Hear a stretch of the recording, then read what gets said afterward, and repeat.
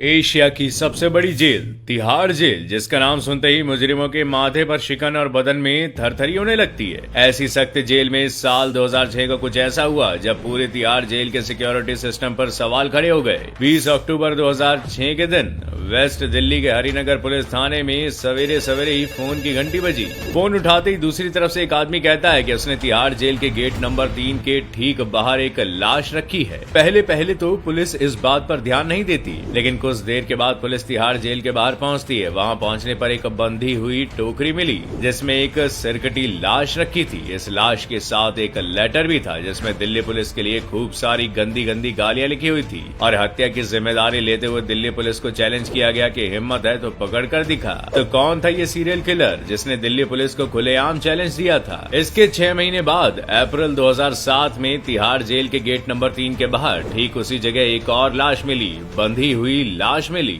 इसके सिर और हाथ पैर गायब थे। इस बार भी लाश को पिछली बार की तरह बांधा गया था। हत्या के सभी मामलों में सीरियल किलर ने लाशों का सिर यमुना नदी में फेंक दिया था। दिल्ली पुलिस ने लाख कोशिशें की, 6 महीने तक हाथ पैर मारकर थक गई थी, लेकिन कुछ समय बाद फिर दूसरी बार ऐसा ही हुआ। पुलिस परेशान थी, फिर तीसरी बार, और ये कर्म लगातार यूं ही चलता रहा। दिल्ली पुलिस की माथे की लकीरें हर लाश के बाद गहराती जाती थी। दिल्ली की मीडिया की दिलचस्पी इस केस में अचानक बढ़ गई थी। टीवी से लेकर अखबारों तक में यही खबर दिन रात चल रही थी। उन दिनों ये दिल्ली की सबसे बड़ी खबर बन गई थी। आमतौर पर दिल्ली में कोई चोरी या लूटमार या डकैती कर पुलिस को चैलेंज दिया करते थे, लेकिन इस मामले में कोई हत्या करके चैलेंज कर रहा था। हैरत की बात तो ये थी कि वो तिहाड़ जेल के गेट नंबर 3 के बाहरी लाश के टुकड़े रख कर जाता था। दिल्ली पुलिस की एक लंबी कोशिश के बाद वो सीरियल किलर पुलिस के हाथ लगा। तब तक वो 7 लोगों को मार चुका था। तिहाड़ जेल जैसे हाई सिक्योरिटी वाले इलाके में इस तरीके से लगातार एक के बाद एक मिलती सिरकटी लाशें मिलना एक बड़ी चूक थी। ये सीरियल किलर कोई हाई प्रोफाइल सीरियल किलर नहीं था। ये कहानी थी बिहार के मधेपुरा गांव के रहने वाले चंद्रकांत झा की,